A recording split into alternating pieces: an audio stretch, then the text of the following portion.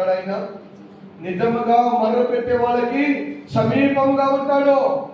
చాలా మంది మందిరంలోనికి వెళ్ళి దేవుడి దగ్గర మొరపెట్టడం మానేసి మందిరంలోనికి వెళ్ళి ఆ సోది చెప్పుకొని, ఈ మాటలు చెప్పుకొని, వాళ్ళ కోసం చెప్పుకొని, వీళ్ళ కోసం చెప్పుకొని, ఊరిలో ఉన్న సోదంతా మందిరంలో చెప్పుకొని, తర్వాత మందిరంలో నుంచి ఇంటికి వెళ్ళి ప్రియులారా ప్రశాంతంగా పడుకునే భక్తులు చాలా మంది ఉంటారు.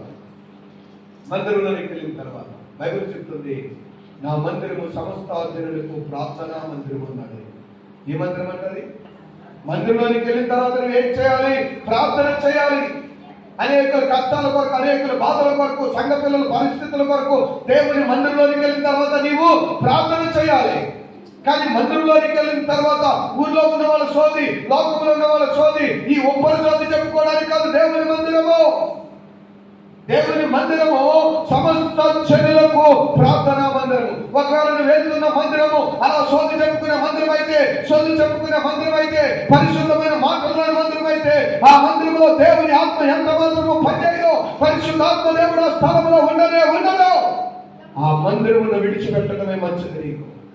ఏదో స్థలంలోనికి వెళ్ళాను, ప్రార్థన చేసుకున్నాను, మా ఇంటికి దగ్గరగా ఉంది, మా పక్కనే ఉంది, మా చుట్టాలండి, మా బంధువులండి, మాకు కావలసిన వాళ్ళండి, మా ఇంటికి 10 సార్లు తిరుగుతున్నారు కాబట్టి నేను ఆ మందిరంలోనికి వెళ్తున్నానంటే నువ్వు వెళ్ళినంత మాత్రాన్ని ఆశీర్వాదం పొందలేవు.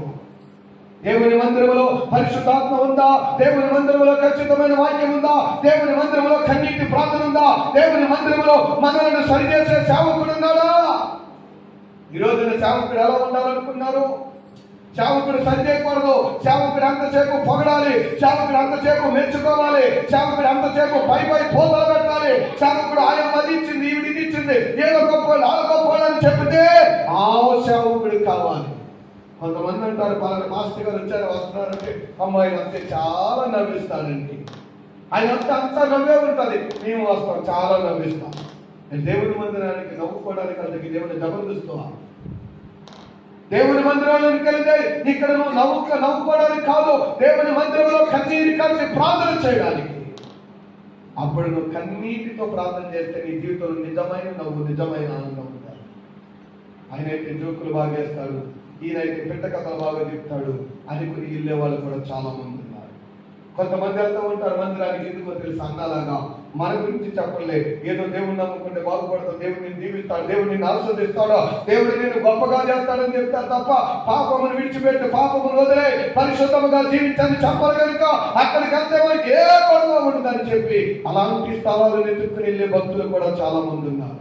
వాళ్ళ మందిరానికి వెళ్తారు కానీ వాళ్ళ పాపం గురించి చెప్పకూడదు, వాళ్ళ మందిరానికి వెళ్తారు కానీ వాళ్ళ పరిశుద్ధంగా ఉండమని చెప్పకూడదు, వాళ్ళ మందిరానికి వెళ్తారు కానీ విడిచిపెట్టమని చెప్పకూడదు. మందిరానికి వస్తే చాలు, దీవించబడతామని చెప్తే చాలు, ఎంత కానుకనే ఇస్తారు వాళ్ళు.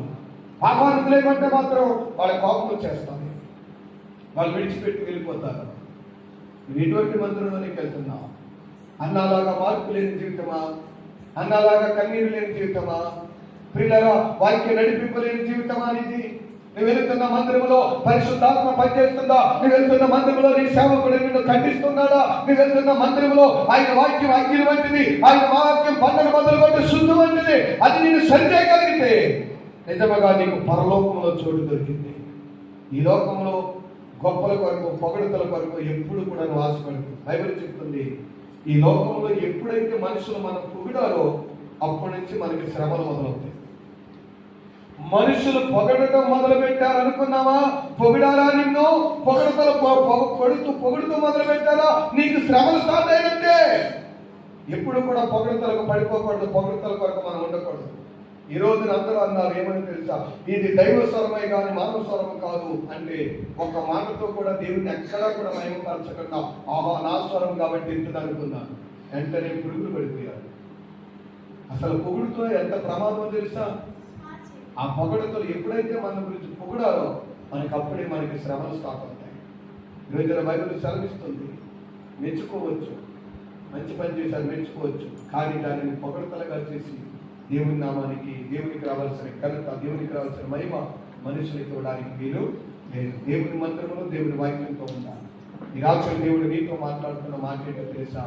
నేను ఎన్ని సంవత్సరాలుగా వెళ్తున్నాను, ఎన్ని వారాలు, ఎన్ని రోజులుగా ఉపవాసం ఉన్నాను, ఎన్నాళ్ళ నుంచి దేవుని నమ్ముకున్నాను కాదు. నువ్వు వెళ్ళిన కాడి నుంచి నీలో మార్పు ఉందా? పశ్చాత్తాపడుతున్నావా? దేవుని సన్నిధిలో కన్నీరు కాలుస్తున్నావా? దేవుని దగ్గర అన్నాలాగా ఒక మంచి సమర్పణ, నాకు ఈ మేలు చేస్తే నేను బతుకున్నంతకాలం నీతో ఉంటాను ప్రభా, రక్షించబడతాను ప్రభా, ఇదిగో ఎక్కడికి వెళ్ళినా నేను సిగ్గుపడక నీకు సాక్షిగా ఉంటాను ప్రభా, నన్ను వాడుకో నాయనా అని నువ్వు ప్రార్థన చేస్తే ఈ రాత్రి దేవుడు నీ పక్షంగా కార్యాలను చేస్తాడు. మోకరిద్దాం.